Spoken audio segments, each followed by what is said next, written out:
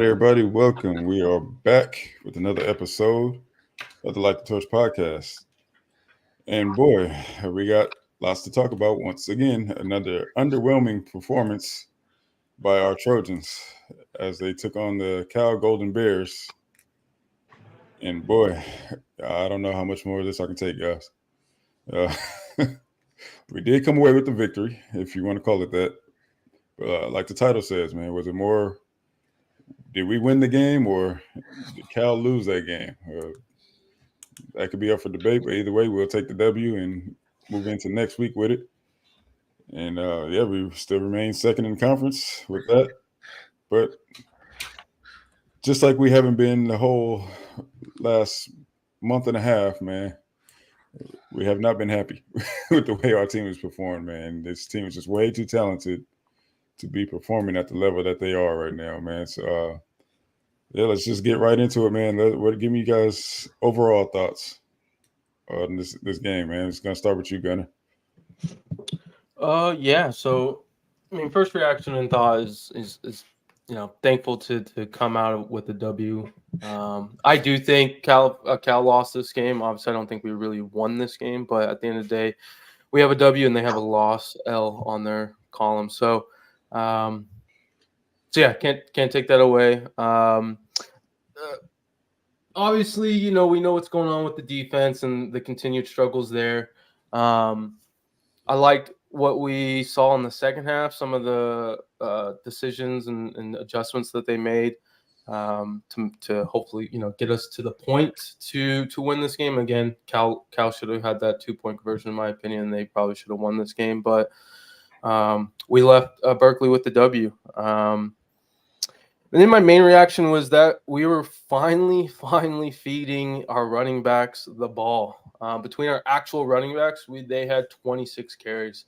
And if we really want to win out and create some chaos in this world, that is going to need to happen on a consistent basis moving forward to win games. So, and then the last thing, Caleb was Caleb. He had 2 touchdowns throwing, 2 touchdowns rushing, 23 for 40, 369.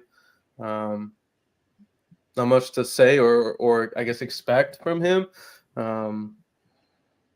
So yeah, I mean that's really right now my overall reaction for this game.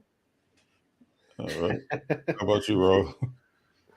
I mean, overall, like we got the W. It was really ugly. It wasn't nice. It wasn't pretty at all. At least on the defensive side, I want to say. Like Gunnar mentioned, I did like the fact that we started feeding Marshawn Lloyd more. That was promising. So hopefully it continues to the next game and for the rest of the season. I think if we do that, we definitely have a good chance of being on shootouts and put us in position to potentially take these next 3 games that are coming up. Defensive wise, wasn't pretty. Ultimately, at the end, I don't know if they won us the game. I want to say the players won us the game because the scheme didn't. It was definitely promising to see Gentry out there over Tackett. I think Tackett didn't get much run this time, and part of that was because Gentry was doing his thing, which it's kind of like nice to see, but at the same time frustrating because like why wasn't that happening previously? Like why did it take so long for them to figure out that Gentry's the main guy that should be there? Exactly. So, overall, happy with the victory or happy that we got the victory. But obviously not happy with the outcome of how the game, I guess, how the game went. We can definitely improve a lot. I don't know if Grinch could do those adjustments before the season ends, but I'm always going to be supporting our Trojans, and I'll be there at the game this upcoming weekend as well. Absolutely. Jackie Chan, what did your untrained eyes tell you, man? Oh, I don't know, man. Since they're so untrained, I'm just going to be spitting out babble, I guess. But overall, I think it's a little bit of a both that we won the game and Cal lost the game for us. We created some turnovers, so I was happy to see that. Gentry forced the fumble, got an interception. Then Tackett got a turnover for us on that punt return, so I was pretty happy to see that. Other than that, our run game is god awful, and it's noticeable that when Bear Alexander's not out there, we are way worse without him. So I'm happy that he was able to make a difference when he was able to get onto the field, and glad like I had to clean off my glasses when I saw the very beginning of the game. I was like, wait, is that Shane Lee and Gentry starting? Like that threw me off. I did not expect to see that, so I thought maybe someone really got into Grinch's ear and told him that they had to change that, but then second quarter that went back to how it was normal. So I don't know what happened there, but yeah, offense did their thing, more rushing, which was great. I know Caleb Williams' stats doesn't reflect it, but he ran the ball more. It's only because they started kneeling the ball and he was running backwards. That's why he had negative 13 points. But it shows that when he runs, he's deadly with it. And Marshawn Lloyd is deadly with that ball in his hands. Just give it to him enough, he'll break a big run or two. And he did that a lot. And even in the passing game, that one pass that broke down, Caleb found him in the check down, and he got 34 or 30, 40 yards after that. So it just shows to everyone that he's a deadly weapon. We just got to trust him. Even if he makes a mistake and fumbling the ball, you just got to keep feeding the ball, and good things will happen. Yep, I'm glad you mentioned that because you see what happens when we run the game. We managed this game a whole lot better than previously. Yes, we did. Right? I mean, Grinch's defense did Grinch defense things. Jaden Smith didn't have his best game, but that's how it works sometimes. You know, you can't take nothing away from him. He's been making plays all year. Yeah, so he has. Knock him. Sometimes you just have a bad game. But overall, man, it's just it's so disheartening to see this team underperforming, man. And it's crazy when you have a coach who just has no clue. It has no clue. I'm like, I don't understand what he does throughout the week and what he sees on film. Because I can tell you right now, there's guys doing much better, which much less. You know what I mean? That we have probably the most talented roster in the conference next to Oregon. Yeah. And look at them and look at us. You know what I mean? And it's really disheartening to see they're well below the Trojan standard. And it's like it's kind of hard to even understand how or why, But overall, the game, man, there's no reason that Cal should have scored that many points. Once again, we're saying that in week 9. We've been saying it since week 3? Yep. We're seeing the same issues. The team is not getting better. They're regressing, or status quo, I guess you'd say, which is flatline. And it's like, how? Those some of these things were excusable early on because it was early on. But now it's week 9. We should be hitting our stride. And it's just not happening. Yeah, man, you hate to see it, man, but there is some good things to take away. Obviously, Gentry got on the field and did his thing, which we all knew he was capable of. I don't know what the reason was behind him not playing earlier. If there was You sure you don't know the reason? No. You sure about that? No. We all know why. Yeah, we all know why, man. But yes, David. Yeah. And that is just ridiculous and a fireable offense in itself, in my opinion. But yeah, we got to see Gentry do his thing. I'm a little upset that we only got to see Shane Lee for maybe a couple snaps. Yeah. Which you can't even fault him for when he had, he didn't have the best defensive lineman in front of him doing their thing. But of course, he gets snatched out for some reason. He didn't do bad. He didn't do any worse than anyone else, I should say. So I didn't really understand that. But That's pretty much how it's been all season. How do you expect to have the team rally around your leaders if your leaders can't even step on the field? Yeah. Oh, Mike, we do have second jobs, but if you share and like and subscribe, maybe you can get us to the point where we don't have to have second jobs and we can do this for a living. Yeah, thank you, Mike Happy. You don't sound very happy, Mike.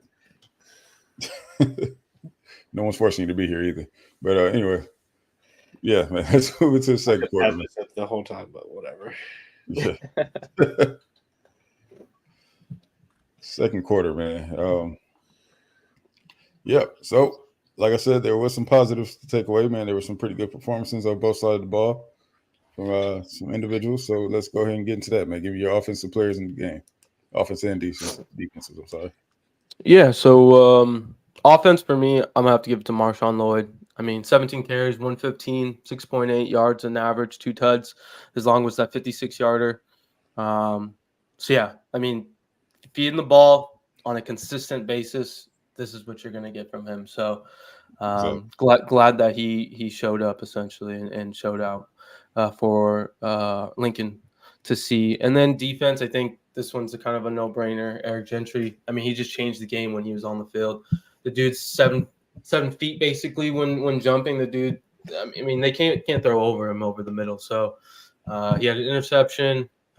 He had six total tackles, 4 of them being solo, tackle for loss, and 2 pass deflections. I think that's what the PT or BD, excuse me, is. But yeah, Pass gotta breakups. give. Thank you, pass breakups. Thank you. Yes. So yeah, gotta give the Gentry on the defensive side. Yep. So, by the way, Mike Happy's mom got fired from the sperm bank for drinking on the job. So that's why he's a little bitter. But go ahead, Raul. Damn. Oh yeah, I'm like that today. So Same players that Gunner mentioned. Offense, obviously Marshawn Lloyd, he did his thing, which he would be doing from game 1 if he would be getting the rock. So I'm hoping that, like I mentioned earlier, I'm hoping that they continue to keep feeding him. It's going to become very crucial moving forward. If they do that, I think it'll help out our offensive line, keep the defense, on their toes in terms of whether we're going to go run or pass. So just blows my mind why we haven't been feeding Marshawn Lloyd more the previous game. So hopefully this is a trend that continues and that Lincoln Riley realizes that he definitely needs to start running the ball more. And then defensive-wise, Gentry, it was great to see him play a full game. And he did his thing. He disrupted. He created turnovers, which is very promising, right? So I think he was very underutilized the previous games. And, it's very frustrating because we all knew that as fans, we're not getting paid. We're not professionals out here. And we as fans realize that Gentry needed to be in there. But the guy that's getting paid, can't figure that out. It's like, what is he doing? Like, in my opinion, he should have been gone last year. So it still blows my mind how we have him if he doesn't know what a simple wheel route is. So, like, Grinch, if you see this, like, you got to go, man. Step down. You're man of honor. And do good by your buddy. Obviously, he doesn't want to fire you because if not, he would have fired you a long time ago. So do your thing. Be a man of honor. Do the right thing for Lincoln Riley. Make it easy. Step down. Because obviously you haven't performed. Yep. I don't expect him to step down. Just his ego is not going to let him. But I mean that's all on Lincoln, dude. Like I said before, at this point, man, you're not doing Grinch any favors by keeping him around because he's going to get dragged through the mud every week. It's going to be worse and worse. You know what I mean? And how is he supposed to get? Excuse me. How is he supposed to get a job next year? With his name. That's not our problem. It's not, but I'm saying for his sake, for their friendship, it would be in his best interest to let him go before his name gets dragged any further through the mud. You know what I mean? That's my opinion. But go ahead, Blackie Chan. Question over here from TFAB, over under 8 roll F-bombs. Absolutely. Yeah, they're starting to know you, bro. I'd say over. 'Cause I'm just gonna mention Morgan just to get him out of him. I swear, Raul talks, man. It's like, you gotta use Morse code, hitting this button so much. All the F-bombs that's gonna be flying when Grinch is the topic or Oregon. Yeah. David, we all know he's not gonna step away from 2 mil, but it'd be nice if someone had integrity. Just kidding. I can't say he doesn't have integrity. I mean, if I'm not mistaken, his contract's up at the end of the season, so it's not like he's leaving money on the table, really. True. Yeah, that's true. Yeah. But for players of the games, I'm going to do 2. Since everyone keeps saying it, I don't want to keep saying the same exact thing. But I'll give it, of course, 1A is going to be Marshawn Lloyd. But 1B, I'll give it to Caleb. He definitely he did his thing. He got 2 rushing touchdowns and 2 passing touchdowns. He had right after that turnover, he found Brandon Rice in the backfield. So he held on to the ball a little bit too much, but a little too long. But I give it to him. He stepped up. He had a good game overall. So yeah, I'm not just gonna give it all to Lloyd here. So, and plus, if it wasn't for him, if it wasn't for Caleb dinking it down to him, Lloyd wouldn't have had that big pass anyway. So It's my quarterback. Defensive wise, of course, Gentry, but honestly, I think Domani had a great game. He had maybe that one pass interference, which I don't think was pass interference myself.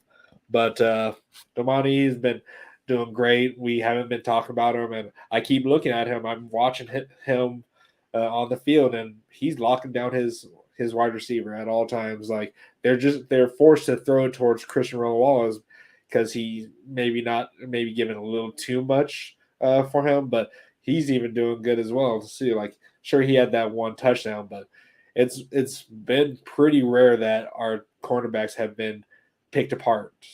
Like a few years ago, we'd be getting picked apart all the time, but this year, Domani and CRW have been kind of locking it down. They've been going after Jalen Smith, but Jalen Smith has been doing pretty good as well. But 1B will be Domani for me. Yeah, so the pass interference calls, that's not necessarily a bad thing in my opinion. Yeah. You can literally call that on every play. But it did kind of suck the fact that it was like 2 in a row. Yeah, I mean, and that's going to happen, man. If you're playing aggressive, which I like to see our corners finally playing aggressive. Yeah. I'm okay with that. You know what I mean? Personally. But yeah, I still give it to him though. Yeah, absolutely. So, yeah, man. So as far as myself, obviously I'm going to go with offensive. It's going to be Marshawn. He finally got the touches that that we've been clamoring for. And look what he did with it. And to be honest, man, I would have liked for him to get some more touches, but she's running the whole game, man, until he calls out. But it's just a difference, man. Don't get me wrong, Austin Jones did his thing too, but it's definitely a difference when Marshawn Lloyd is on the field. Yep. And we need to utilize him.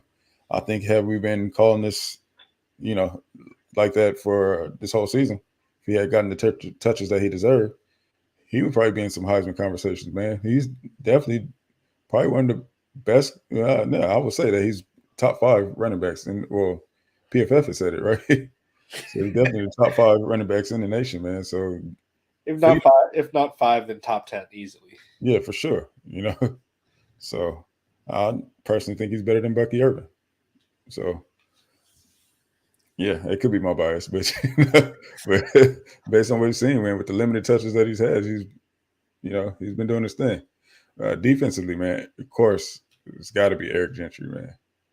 Eric Gentry, of course, everyone said it, but let's see, he had 70 snaps, 90.2 defensive grade, 89.2 in coverage, 1 interception, 2 batted balls, 82.4 tackling grade. When's the last time we had a linebacker at an 80 tackling grade? 80 plus. Like this season, 7 stops, 6th in CFB for linebackers. Yeah. Why the hell has he not been playing? This is Yeah. everything that we said that he is capable of doing and why he needs to be on the field. Yeah. And he, like, even when he wasn't really making a play, he was jumping up and they have to throw over top of him, and it just throws off the whole trajectory. Exactly. Like that one, like it was like 3rd and like 7 or 3rd and 6, and the guy was wide open. But Gentry being in the middle of the field and jumping up, you have to put a little different angle on that ball, which makes it float up there for a little bit and could make the tight end overrun it because it's floating up in the middle. Exactly, which is difficult for any quarterback to do, let alone these 3rd and 4th string quarterbacks that we've been playing that's been lighting us up because we haven't had Gentry on the field. Yeah. Yeah. Like, what are we doing? That's just basics, right? Basic personnel. Okay, let's make it rough for these 3rd string quarterbacks. Yeah. See, Tafaf, Lloyd, he has fumbled, but you can't take it. You can't take his what is it called? Lose his confidence. You got to keep feeding him the ball. Yep. 9 times out of 10, he's not going to have those kind of fumbles or whatever. He's just a difference maker when he has that ball in his hands. And plus, the times that he does fumble is because he's trying to get the extra yards and he's just doing more than he needs to. But that's just the dog in him that he's trying to fight for those extra yards. Yep. One more player I want to mention too as well, man. Solomon Byrd. Yeah. Bird's, him and Taj Washington have been Mr. Consistent. Yep. All year. You know, every game, man, they've been balling out. So you can't take that away from them at all. You know, you got to give them credit for that. So let's see. So apparently, who's it? Jordan Kepler says, so apparently I was way off my score prediction, but in my defense, I'm really bad at predicting games. So really, it's your fault for believing me. Hey, Jordan, we were all off. No one predicted Cal's offense to score 49 points on any defense, let alone ours. At this point, you should be able to predict it because it's a Grinch defense. Yeah, so yeah, man, 1-point victories are all I'm predicting if it's a victory at all. Yep, it was definitely another did not play except for special teams. He played special and he made plays on special teams, I got to give him credit for that, man. That's how you're supposed to respond when you're in that situation. Don't make plays on special team and make the coaches think about some things. You know what I mean? So shout out to Ray Jean for that. I'm going to say no. We're not saving Eric for the second half. I just think that Grinch has decided not to play him. I didn't know the second half just started last week. That's interesting. Right, exactly. We're a little over the second half. 1. Interesting. 2, Grinch is not in a position to be doing stupid shit like that. Nope. Right. Excuse me. Like maybe he was in that position with the first 3 games, sure, but not Notre Dame, not Utah. Like none of those. Like the first 2 games, sure. Stanford, yeah. Like going all the way into the bye week, sure. Like those were gimme games, like legit gimme games. And the second half is not gimme games or anything like that. We need everyone at we need everyone at this point.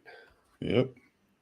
So, yep, we're moving into our rougher half of the not half, but rougher part of our schedule. Moving on to Washington this upcoming week. So they're going to be coming down to the Coliseum, and they haven't been looking too great lately either. So I'm pretty sure they're going to be eager to put it on us. So now, like now that you said that, or now that we know that, like they're going to be like the best team in the nation against us. Well, yeah, we do get to see a great quarterback duel. So I fear that Caleb might try to I'll tell do you too this. much. Washington has been saving their running game versus when they play USC. They're like, all right, we'll show that we have a running game when we play USC. Right, all of a sudden they'll have a running game, huh? Yeah, because apparently they have no running game, but come Saturday night, I think they're going to say, all right, Washington does have a running game. Right. suddenly they'll have a running game against us. So, I but, just hope our running game and our passing offense is slightly better because I know we're not going to be way better just because of Grinch. But Yeah. Well, safe Alf, no one is talking about our kicking woes. Those are inexcusable.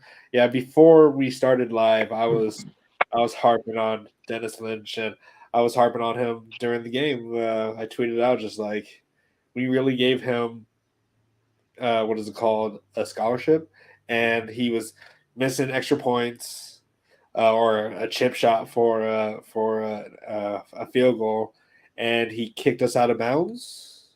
Like he hardly kicks the ball into the end zone. Like it's just bad. Like we we need to be looking for some kickers. yeah, that's starting to be a question. Um, as much as any other question that we have about this team. Yeah, We should make the right decision giving him that scholarship, but there's a lot of questions when it comes to like special teams. Just like we better have a special teams coach next year. Like, do we really need an inside receiver coach? no. Like, In my I opinion, feel like they should be interchangeable. Like, you should, like, if you're a wide receiver coach, you should be able to teach both. listen, what Lincoln's saying makes a little sense, but obviously at this point, it's been proven that we need a special teams coach. Yeah, or at least more focus or something. Right. Because I agree with what he's saying too, but like I keep forgetting. It just seems like they're not even practicing. Like in my opinion, a special teams coach is way more important than an inside receivers coach.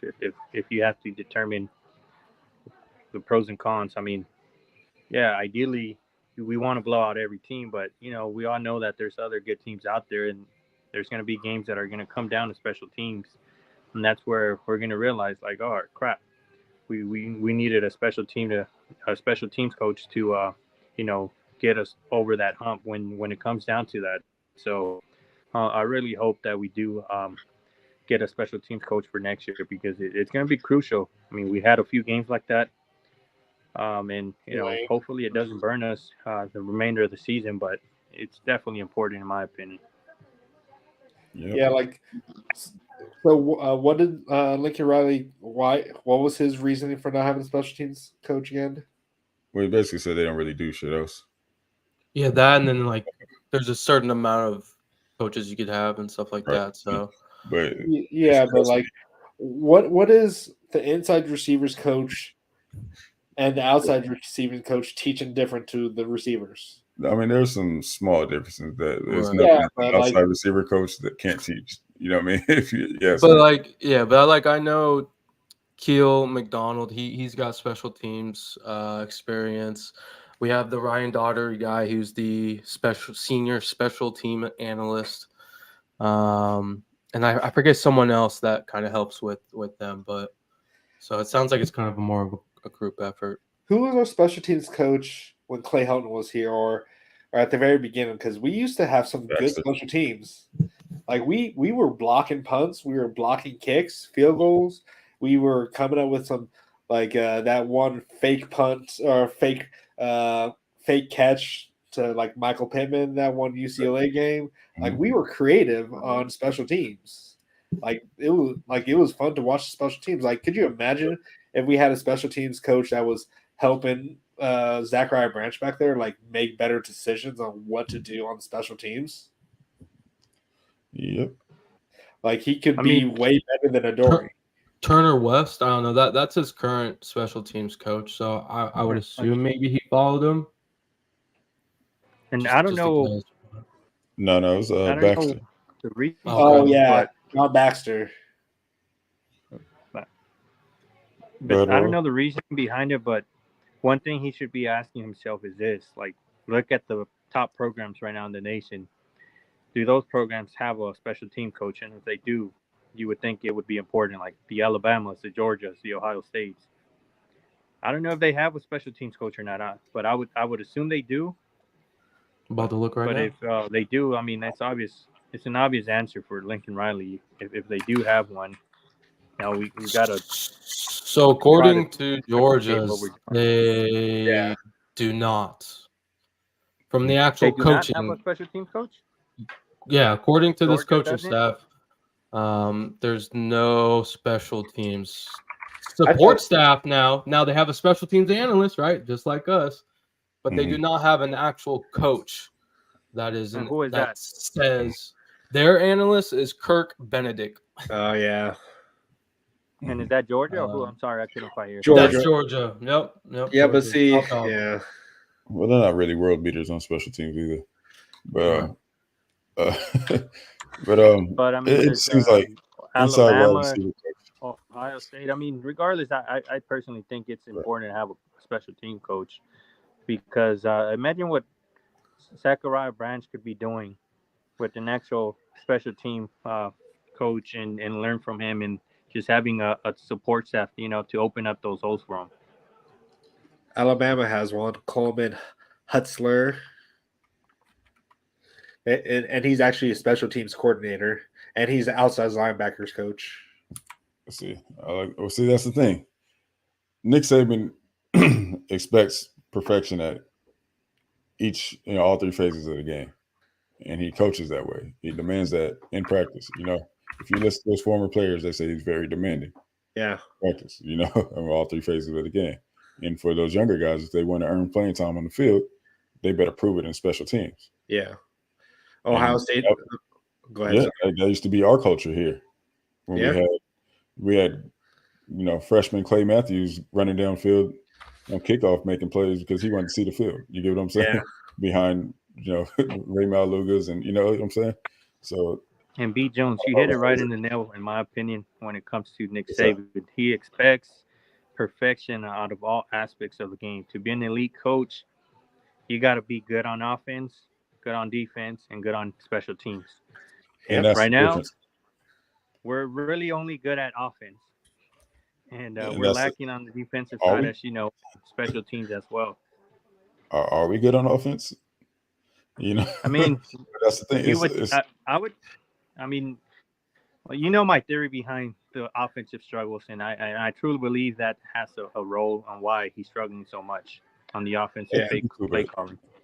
Execution is the main thing. So listen, Nick Saban will stop practice quick and get on his players right then and there in the middle of practice when he sees them doing wrong. Yeah. Correct it right then and there and demand perfection out of his players and execution in their execution of the offense. You get what I'm saying? And that means you guys are going to be there all day until you guys get it right. That's what it's going to be. Yeah. I don't know, of course, because no one gets to see practice. I just don't know. I'm not saying that's the way it is or it's not with Lincoln Riley, but I just don't think it is. There's nothing to indicate that he coaches the same way. Yeah.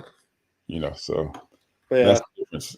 Both Michigan and Ohio State have special teams coordinators. Exactly. Special teams is an important part of the game, man. But to me, it sounds like inside receivers coach just sounds like, hey, I got to get my buddy on staff. Let me make a position. Yeah. If anything, make him a special teams coach. Yeah. Make him dedicate his life to something that's actually meaningful rather than, inside receiver, you block this way, kind of. Yeah. That's the only thing. If you're gonna do it, just have them have that be their first priority, and then if it's this guy, right, inside receivers guy, make him special teams first, and then inside, because I was going through all these different teams, right? Oregon's got a special teams coordinator / Nichols guy, so he's doing two things, right? So but it sounds like his first priority is special teams. So that's what I was seeing with Ohio State. I think as long as they're having somebody that's their actual priority first, and then dealing with something else, then I feel like we would improve. But it's just obviously they're not making special teams a priority. Jordan says, yes, Ohio State has a special teams coordinator. The special teams has been terrible for 2 years. Take that how you want. Jordan, you're not helping us prove our point here, man. I know. Come on, Jordan. No, but like I said, I understand where Lincoln Riley is coming from too, because anybody who's played ball knows that special teams coordinators don't really do much outside of when it's not special teams. Period. It's like, okay, now what do you do when? But with the special teams coach, if you're paying him for that, then you have to dedicate the time for it, right? Yeah, exactly. but it does need to be taken more seriously. It seems like. Yeah, like honestly, I didn't even think they knew what to do on that onside kick. So they were like, Zach, just go up there, try to get the ball too. Right. So like okay, for instance, right now, man, we got a lot of guys on the roster that we know for sure that deserve more playing time, and they're just not getting it. Why aren't you? Well, I don't know if they're not, but they should be telling these kids, hey, you want to prove it, you want to get on the field, go make a play on special teams. Show me that you want to get on this field, right? Yeah. That's going to light a fire under their butts on special teams. They're going to go make a play. Tell you, Faf, yes, we can. Do you think we need a special teams coach for sure? Or I do think we need a special teams coach for sure, but can you guys think of a game where poor special teams play cost this game? Tulane. Tulane. Yeah. And honestly, like, what was it? We almost lost the game to Arizona, or who was it that we lost to the onside kick? Was it Arizona or was it Arizona State? One of the Arizonas. Yeah. No, CU. We almost lost the onside kick to CU. Like, yes. Yeah, CU. Yeah. Like we couldn't recover an onside kick. And like Dennis Lynch, like if we had a special teams coach, we could maybe get a good kicker. Because right now we're not getting the best out of our kickers or punters. Like we had last year's best punter in all of the Pac-12, and it doesn't feel like it. Yeah. All right, that's enough special teams talk for us today. That's the longest we've ever talked about special teams. All right. Halftime. Yep, moving into halftime. We're gonna give our got guns here's opportunity to give us a recruiting update. So go ahead and. Yeah, so since I was gone, probably a little bit longer than normal, but so start off with commits. If you don't remember, 2024 DB Isaiah Rubin committed was on the 20th. We also did get a commit today, a 2026 DB Brandon Lockhart. He's the number one player at his position and in Cali. I know it's 2026, but at the end of the day, it's good that we're seeing these guys come. Some of the recruits that visited Utah's past game that we unfortunately lost. 4 of our commits, 4, sorry. Hayden Trader, tackle.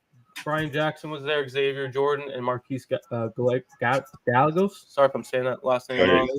Thank you. And then there's a few that I'm definitely not even going to say their name, but we had 3 O-linemen there in 2025, all from Bishop Gorman. 3 of them were there. We had a 2025 edge from St. John Bosco. 2025 safety Jaden Hudson was there from Pittsburgh High School in Cali. 2025 linebacker Noah McHale, I think I say the last name, but from Bonita High School up in North. 2025 D lineman Hayden Lau from Oaks Christian. 2025 linebacker Riley John from McKinney.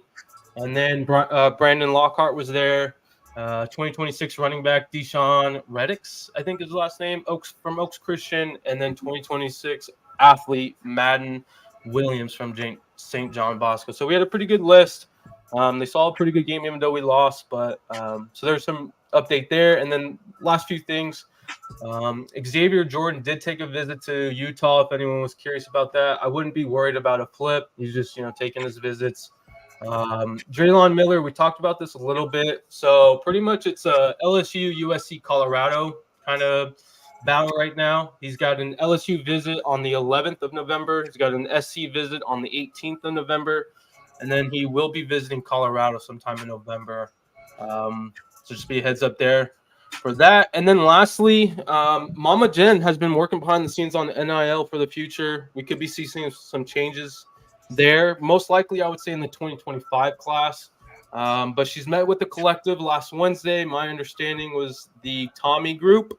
But she's somebody who just doesn't sit around, guys. So she's going to be doing things to make sure that we are succeeding in the NIL space and obviously on the football field. So Mama Jen's definitely got our backs, basically. So that's a quick little update on recruiting. All right. So if you guys don't know, Mama Jen is our AD, Jen Cohen. And yeah, we refer to her as Mama Jen here. So If you didn't know who we were talking about. I wonder if Washington's missing her. One last question, Guns. Is there anyone on Flip Watch for us? Like for good flip, you mean like to help us? Yep, that's gonna Okay. flip to us. I would say the Stanford tackle from Huntington Beach. He's still out there. You know, he was supposed to be a USC guy before he committed to Stanford, so I'd be on the lookout for him as well. All right. Well, there you guys have it, man. That was our recruiting update with my guy Guns. Make sure you go follow him on Views from the Stands on Spotify. All right. So let's get back into it, man. Our next topic, our third quarter. We had quite a few displeased alumni, some notable names, you know, quite legendary names in the Trojan community, honestly. Yep. Who were just as unhappy as we are about the team's performance, and especially on the defensive side of the ball. Let's start with Keyshawn Johnson, for instance. I dislike RDC. That was his tweet that went out. So, give me your thoughts on that and the impact it may have. What you think about that one, Guns? Oh yeah, it's definitely going to have some impact. I mean, Keyshawn's not just some random alum. You know, he's somebody who's did some great things for us, did some great things in the NFL, and is somebody who's in the media and has a voice. So you're always going to hear his name, his voice. So it definitely is going to have an impact for Lincoln's buddy. So hold tight, Grinch, hold tight. Rahul? They're not wrong. It's like I'm tired of fucking Grinch's ass. There's one. But just 7 more. Keeping it on a serious note, I mean, they're not wrong. I mean, they're No. Go ahead, they're not wrong at all. I mean, Keyshawn said something about him not being happy with the DC, and then Sue Cravens also tweeted something around the likes of he's tired of this positivity crap. You know, that we were going to get there. I don't remember the exact quote, but he wasn't happy himself. And you know, he's right. I mean, we look terrible out there, and it's pretty embarrassing. Like, we shouldn't be squeaking out a victory at Cal. I know Cal has a solid offense. You know, they've been putting up points, but you know, it shouldn't be this close at all. And you know, the common denominator for the most part, it's been the defensive side. So that points to Grinch. You know, I do have to put some responsibility and some fault at Lincoln Riley, because he's the one that's letting it get this far. So I really hope he steps up and either gets rid of him or Grinch to step down. I mean, there's no other way around it. Yep. I still don't see him stepping down. It's just not going to happen. Yeah, you can wish that all you want. Yeah. Well, go ahead, Blackie Chan. Give me your thoughts, man. Well, it's just like he's saying everything that the fans are saying, but in a more PC, less or a more PG way of saying it. It's just like he's part of a collective for USC, and when you have someone that's part of a collective saying that, that's not good. They are helping us with the NIL deal, and we don't want to lose our NIL backers. If we lose that, we are not going to be looking good when it comes to like future recruits, transfer portal, or high school at this point. So it's not a good look, especially someone who is a legendary player for USC, who's in the media, like Gunnar saying like he's with what's his name now, not Chip Kelly, Skip. Yeah. Yeah, who cares? I don't care about that guy. He's a bum. But yeah, I just don't like. You can't be losing these legacy player or legacy players, like it's not a good look. And Lincoln Riley needs to be listening to these people because if he doesn't, he's definitely going to lose a lot more than just that. Yep.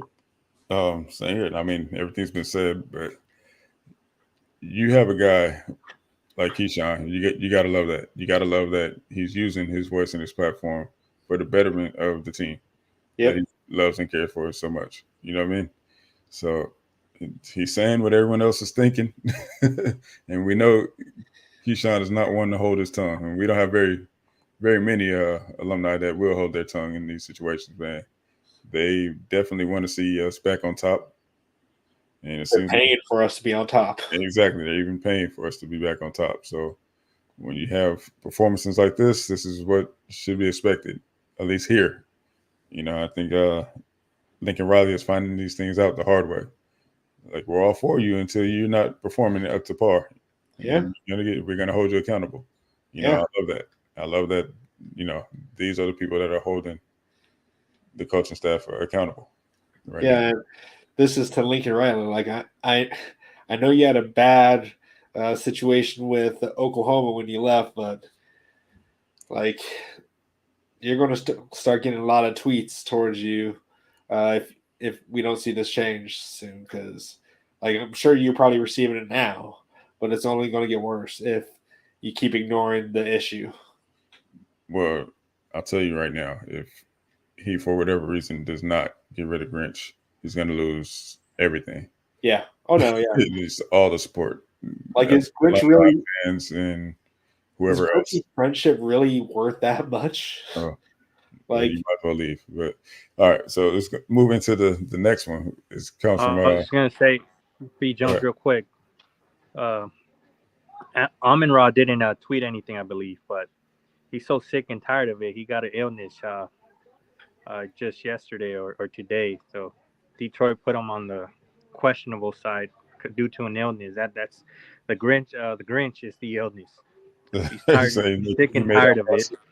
He had to wear a damn leprechaun costume. Yeah, right, man. It's like, come on, Lincoln Riley, do the right thing. Yeah. You think Amar doesn't hear it in the locker room every week? Every week he got to go into his job and as a receiver. You know, every time he walks into his locker room, that he's not going to get an earful from those guys in the locker room. Yep. How much we suck. Come on, man. Next tweet. Yep. So, all right, we're going to move forward to Sue Craven's tweet. God awful performance. That's in all caps, by the way, for Coach Grinch and this USC defense. Got to call a spade a spade. The only reason we won was due to Cal giving us the game with those fumbles and Jaden Ott getting hurt. We in no way won the game. Won being in quotations. I don't care for the positive, nonsensical cup half full BS. Guns? I mean, yeah, here's another alum that's part of an NIL. He's part of Conquest. So, again, you're going to keep hearing this stuff from people that are part of NIL. That's just not a good mix. So, we got to fix something. I am on the side where we have everything in front of us. So, will that move now? Will it benefit us? I go back and forth, but I feel like once we're truly eliminated, that's where we really need to make these changes. And I really hope with all of this, you know, all these tweets that we're bringing up, it really helps Lincoln's, you know, eyes in terms of, you know, what's going on. So I'm sure Lincoln Riley is probably staying off Twitter, off any social media. he can't escape this. I don't care where you. Yeah, you're not escaping alumni's voices. He's definitely not escaping them. So they will be right outside practice gate if they need to be. You know that. So what you got, Raul? What are your thoughts on Sue's comments? I think I jumped ahead earlier, but yeah, you did. You know, I agree with everything he said. Like, we didn't win that game. We made a play at the end. Right. That, you know, God is the victor, but we didn't really win that game. Like, it feels like a loss. like we won the game, but feels like a loss because the defense didn't perform well. And when I say this, guys, like no bashing the players. You guys are doing great. I personally believe you guys have the qualities and the skill set, to be a top 20 defense at the very least. It's not, it's just the coach that's leading the charge is putting you guys in a bad scheme and in a bad spot. And that's the thing that's frustrating to us fans. We're not bashing any players by any means. And, I was on the, all right, guys, let's stay positive. It was an ugly win, but a win's a win. But, we have 2 losses already. Enough is enough. Like, fix this crap, because if not, it's only going to get worse. And we still, and then on, we have 2 losses already, right? On top of all that, we still have a chance to potentially make a noise, make it to the Pac-12 championship game, and play at a top bowl. And if we just have to fix it, I still think we have the right players to get it done. It's just the coaching staff that's questionable whether Grinch is going to make the right personnel decisions, and that's to be determined. I don't think he will, but I just hope that he does. Black and Chan. Yeah. Everyone said it, but Sua definitely is one of the more vocal alums that is always out there making it well known rather than staying PG. He's actually putting it out there, making sure people see it, and he has a pretty good following. So it's just like when are the others going to actually start being as passionate when it comes to that? Because if they're just like putting out tweets, like Keyshawn's was just like subtle and all that stuff is like I dislike so and so, but when like Sue was doing all caps and all this other stuff, it's just like he's telling it like it is rather than holding it back, because like we shouldn't be holding it back at this point. Yeah. But yeah, it's just I didn't know he was part of another collective as well, so that just makes things even worse. Mm-hmm. Yeah, the Conquest is more of a player driven, like obviously more of them, but like Conquest has, I think Dion's part of it. Dion Bailey, I think he's part of it. I can't think of someone else, but yeah. Cody Custer too, if I'm not mistaken, right? Yeah. Yep. Yep. So yeah, man. Surprised Stu is unavailable for the pregame show at the Collie on Saturday. Well, funny he brings that up. There was no pregame yesterday. Yesterday, because I usually try to watch it a little bit, and it was supposed to start at 11. Unless they had it on some new platform that I'm not aware of, it was not on Twitter, not on YouTube. Yeah, they normally have it on YouTube. So they, maybe the internet was horrible down there. Maybe give them that excuse, or they were just like, no, we're about to bash this dude, so let's just not. Or maybe they're just fed up too, man. Yeah, I don't know. Who knows? Who knows? Hope maybe we'll get an explanation for that sometime this week. But yeah. As far as me, man, I like to see it. Like I said with Keyshawn, man, you love to see our alumni holding these guys accountable, because that's what it's going to take. We could sit here all day, but we're a small platform. We're growing. This is our first year.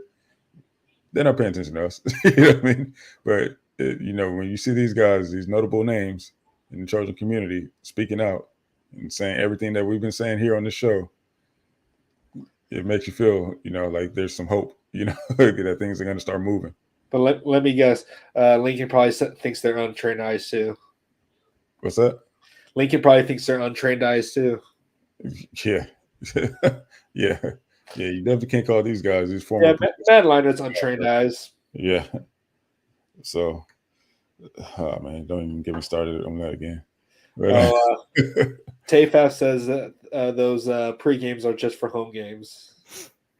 Then why did they promote it? So I get that. I'm just saying it's just interesting that I can remember a tweet out there from USC saying 11 o'clock pregame show. So it's like, really? why are we promoting it? Maybe they forgot. But it's Cal. It's still technically a Right. home game. It's only a Right. few hours up north. Sound like you're reaching there, like. But We'll but do no. our own pregame show at the Coliseums or at the away games. Maybe Hey, fellas, unfortunately, I have to head out the show now. Got a couple errands that I have to make, but Tayfef, I'm sorry I didn't last the entire show. If not, that would have probably been over the 5 that you mentioned earlier. Hey, But you can still do it right now if you want to. I'm just kidding. Yeah. Throw a couple out there. I got my finger ready. no, but no. Well, I look forward to next show, and like all you fans out there, we appreciate the love. Hit that subscribe button, comment, share, and stick to the show. I'll try to hop in YouTube and keep interacting with you guys. But I do have to step out. All right. See you later. All right, Ro. Take care, man. Right on, fellas. All right. Real quick, Guns. Though, like, what's funny though? Like, every time we get a commit, it's the secondary, and we all know who the best secondary recruiter is. Yep. So, but yeah, just Yep. a little bit backtrack. But any other tweets that you found? I have one. If you don't bring it up, Go ahead and shoot. Ray Maluga, like we haven't heard much from him lately. Wow. Like, did you see any of his tricks? Actually, I'm actually surprised. That was the name I was not expecting. Honestly, Yeah, Ray Maluga, he was actually tweeting a lot. Like he was tweeting, "Fight on, good job, 25 for that forced fumble, great play by Eric Gentry. He should be playing more." Them linebackers sure is making number 1 look good. Yeah, that's what he was saying about that. What was he saying here? Yeah, so them linebackers sure is making number 1 look good. Shakes my head. Fall back. Holy shit. You think the running back is going to run inside every time? Frustrating to watch this. Yeah, man. It's not Trojan football. Yeah. As that. It's as simple as that, man. It's not Trojan football. It's not our standard. Yeah, like he's been on the Marshawn Lloyd hype train too for a while. He's like, this was against Utah. He's like, feed Marshawn the football tonight, please. And Exactly. yeah, he says, this was against October 7th. Who did we play October 7th? I can't remember, but it's like this defense is really hard to watch. It is, man. And what makes it so hard is it's because we know we have the talent. Yeah. We have the talent. The talent is there. If we didn't have the talent, it'd be like, oh, well, I mean, yeah, we expect this. You know? It was against Arizona, right? Notre Dame. Oh, okay. No, yeah, that was. But I mean, we have the talent on defense, so there's no other excuse. It has to be. I mean, of course, some players are going to have bad games every now and then. That's the thing. We still have a lot of young talent that's playing. You know what I mean? They're going to make mistakes. Yep.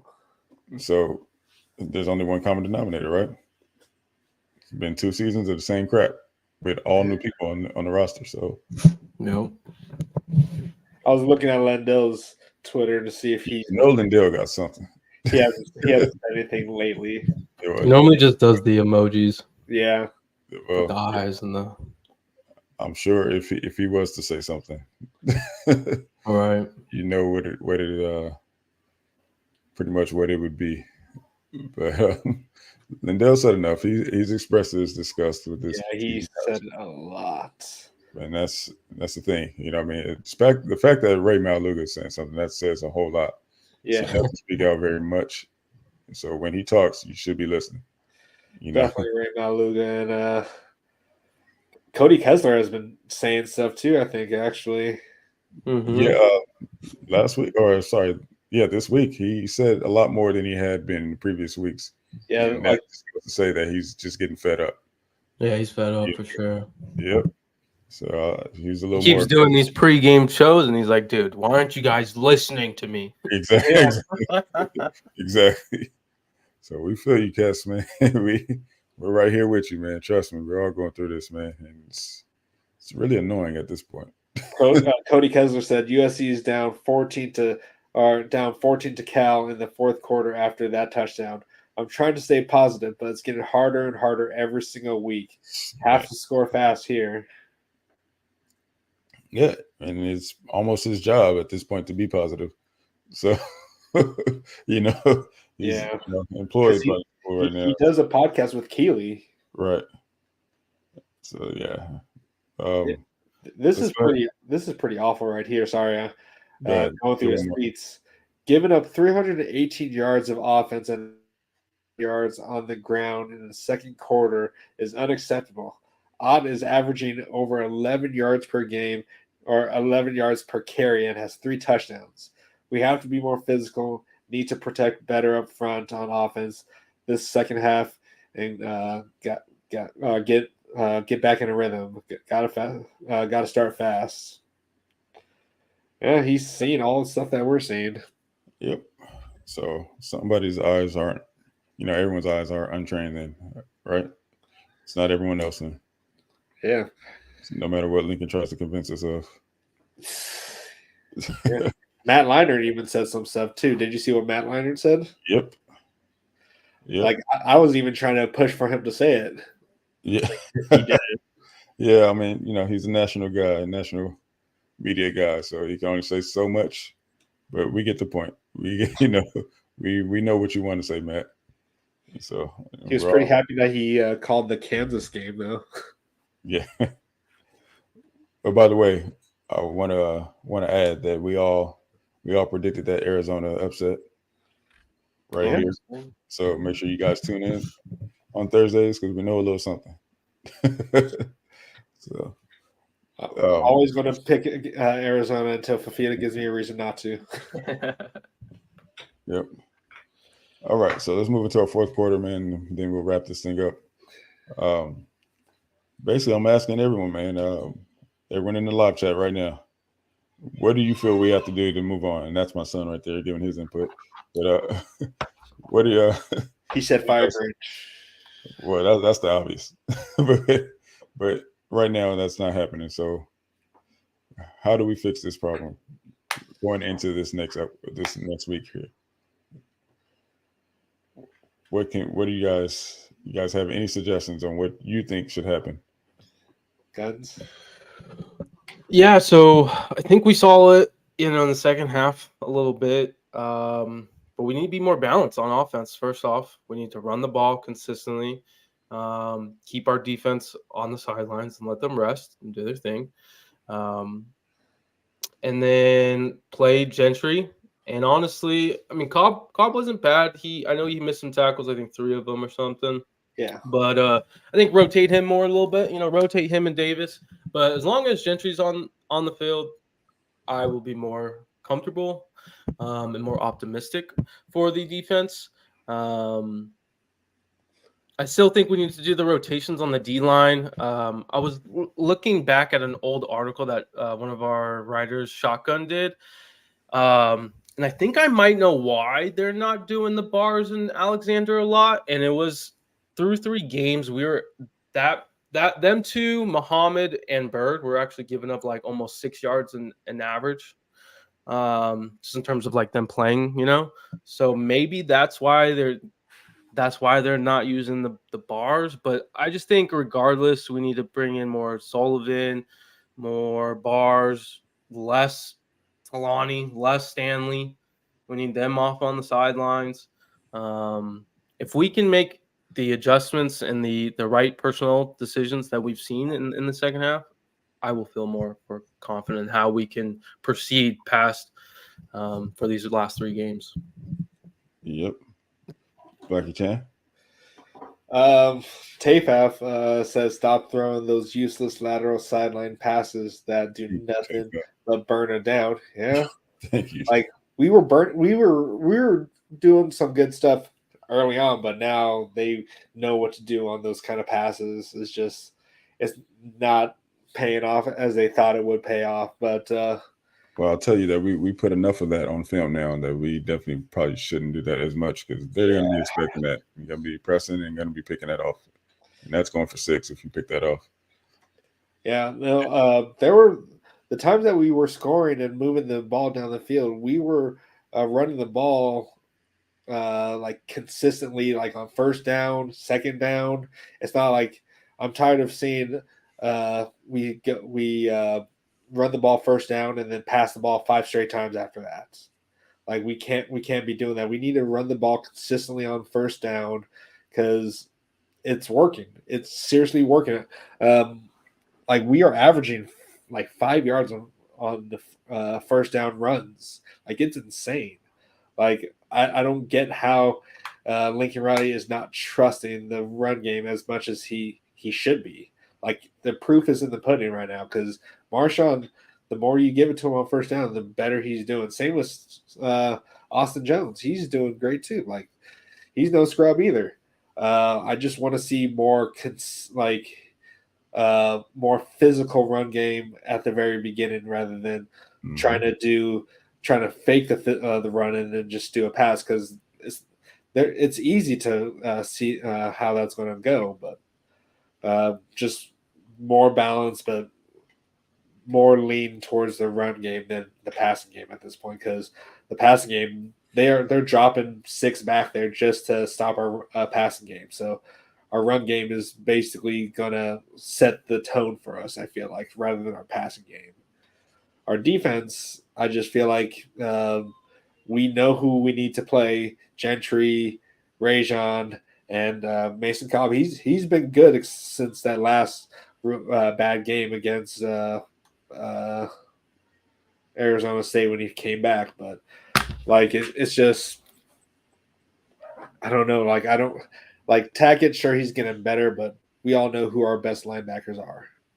So we just gotta keep playing them. And I don't know what you were saying when it comes to Keon Bars and Bear. I probably have to go back and look at that, but like we just know that we just gotta.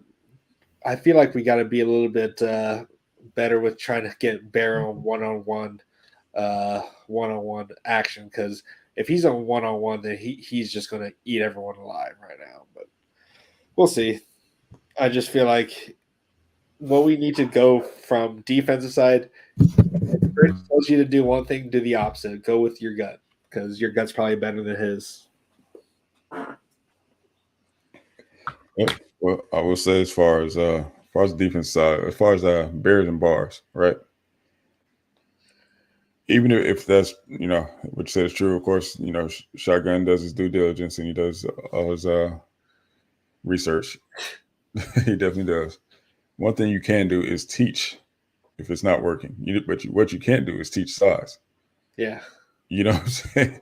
How many times have we seen a lighter player up there up front just get moved around, moved out the way? Like, excuse me, I have a running back coming through. Yeah. Like, excuse me, get out of my way. My running back's coming through. We've seen it too many times. Saw that yesterday. Lighter D tackle just get moved right out the way, right? He puts the linebacker in the position. I mean, the linebacker's got running back in his face before he can even take his read step. He's right past. So, yeah, if you're not going to play him, at least we're Sullivan. Just give me a heavier set up front, man. Yeah, I haven't seen too much of Sullivan. Yeah, something's up with that. I don't know what it is. Well, we don't know what's up with nothing as far as right. So, but that's my point. Like, it's like you have when you run a 3-3-5, man. If you look at all the successful teams, look at Georgia. They run a 3-3-5. They run the exact same scheme as Alex Grinch. Completely different results, right? So, well, they run more of a multiple scheme, but their base is 3-3-5 as well. You can't run that defense, a 3-man front, with lighter guys. That just makes zero sense. Yeah.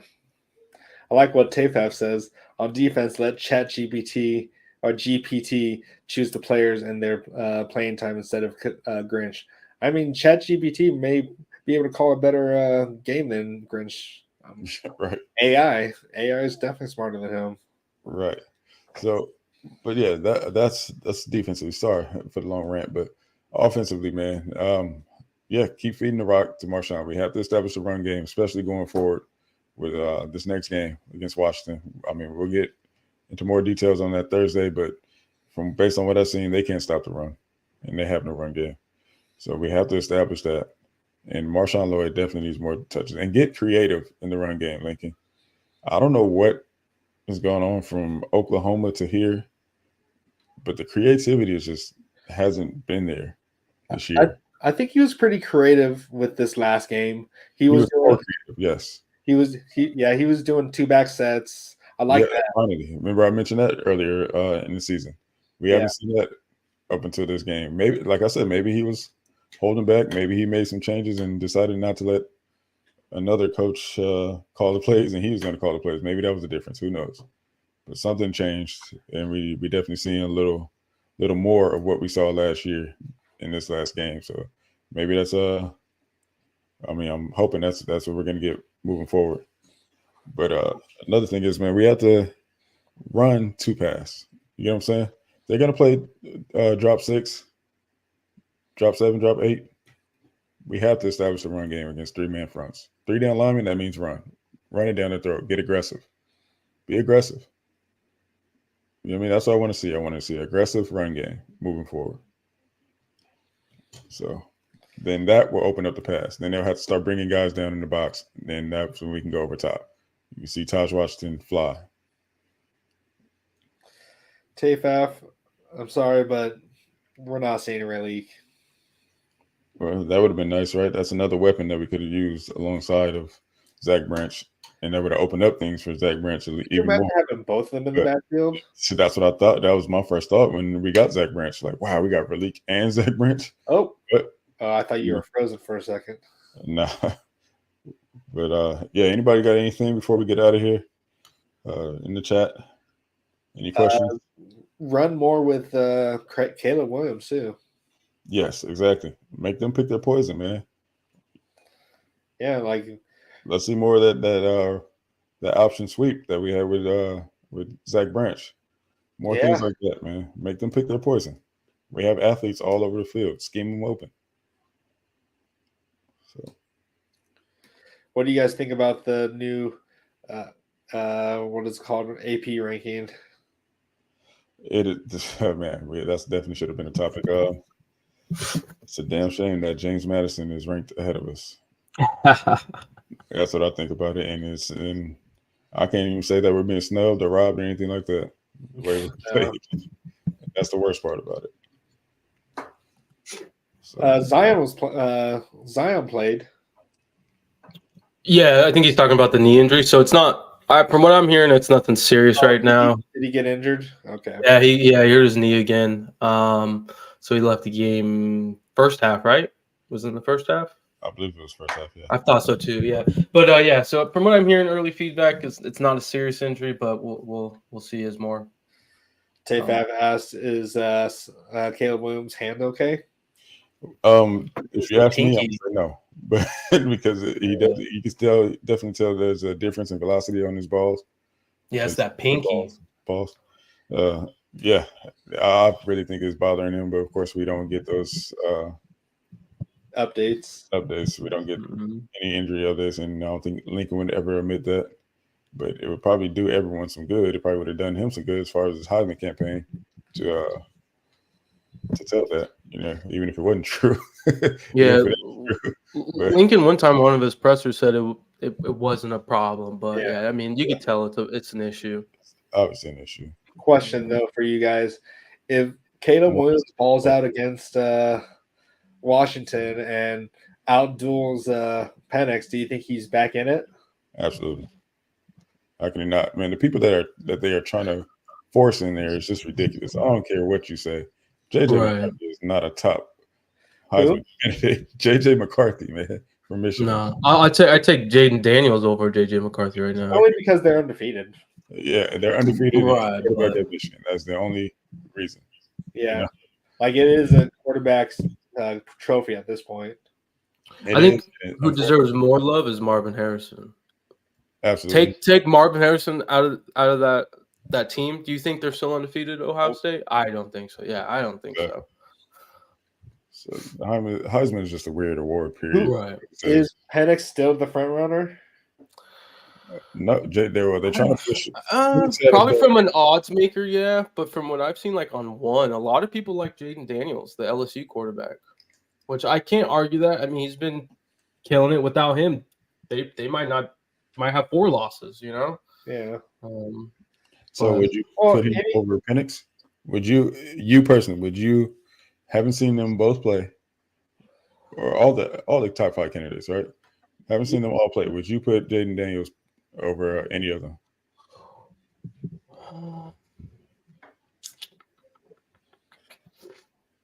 Yeah, I'd put him over JJ McCarthy, obviously. Going back and forth on the Penix, but I'd probably still give Penix the slight edge. Yep. So would Georgia do well in this year's Pac-12? Yes, they would.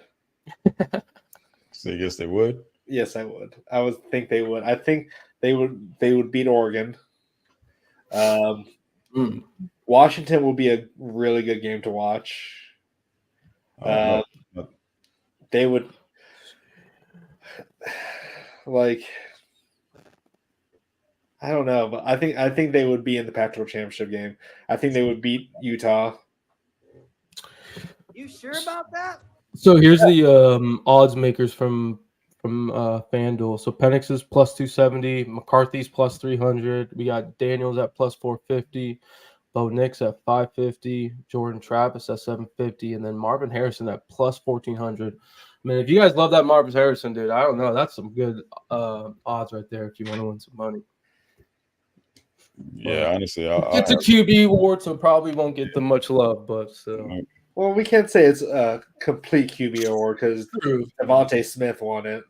Right. That year, yeah. Mm-hmm. What was the quarterbacks like that year? It wasn't much to choose. Right. So right now, the college football is very quarterback heavy, as far as talent wise. So very much is. But yeah, it's but the JJ McCarthy thing, no, I think it's ridiculous. He does not deserve to be up there, in my opinion. I still think Penix needs to be the front runner and should be the front runner. Yep, even though he's had a bad game too, and I don't think Caleb should be out of it, in my opinion. It seems like they're just waiting for him to have a bad game just to, people have bad games, man. It's cool. He's had a couple. Don't get me wrong, but a lot of that has to do with coaching as well. A dude named Ollie Gordon II is above Caleb Williams in terms of odds. I don't even know who Ollie Gordon II is. Ridiculous. You know what I'm saying? Like the disrespect, the Caleb disrespect is crazy. They really just want us to fail. Yeah, absolutely. It's quite obvious. We keep dropping every week, even with wins. So Washington can have the same struggle win, and they don't move a bit. Caleb, we're just talking about Penix can throw 3 interceptions like he did, and still be in the running. Wait, did 3 interceptions, and then he was just out of the running all of a sudden. Why is he held to that same standard as Caleb? Did Penix throw interceptions in that last game? The last game, no, I think it was the game prior. Was it 3? Was it 3 that he had? Just look. Penix only threw 1 against Stanford. Against Arizona State. Against Arizona State, he had 2 interceptions. Yeah, 2. Yeah, that was the most. Okay, it's 2. But either way, you know what I'm saying? It's the same thing. Wait, I didn't realize that game was that close. Oh, yeah. Yeah. 15-7, dude. Struggle wins, but they don't get held to that same standard. They only had 20 yards total rushing that whole game. Holy crap. Oh, hold on. Breaking news, fellas. About Michigan? Yep. Michigan retracts Jim Harbaugh's 5-year, $365.7 million extension amid signing study probe. Oh, really? Yep. I mean, that doesn't really affect us any, obviously. I mean, hopefully Will Johnson hit the portal, man. Hit the portal if you don't go to the draft this year. But right. But aside from that, man, I think I'm all done talking about this team for the day. Yeah, that's crazy. Yeah, it's definitely something to keep our eyes on, though. But anybody else got anything before we get out of here? Nope. Lucky Chain, you in the comments? We got anything worth talking? Nope. All right. With that being said, guys, we are going to get out of here. Make sure you guys join us on Thursday. We will be previewing the Washington game. It's a home game for us at the Coliseum, and we'll be joined by Tim Prangley of the Voice of College Football. So make sure you guys tune into that. Before you get out of here, go ahead and hit that like button, hit that subscribe button. And don't forget, if you look in our description here in this video, you will see that the Reggie Bush petition is in there. The link is in there. Go ahead and make sure you guys sign that petition, and let's get Reggie his Heisman back. Get it back. He deserves it. Yep, and it's well Never overdue. should've So gone. you guys do that before you guys get out of here. All right. So with that being said, we're going to get out of here. Fight on. Fight on, fellas. Thursday.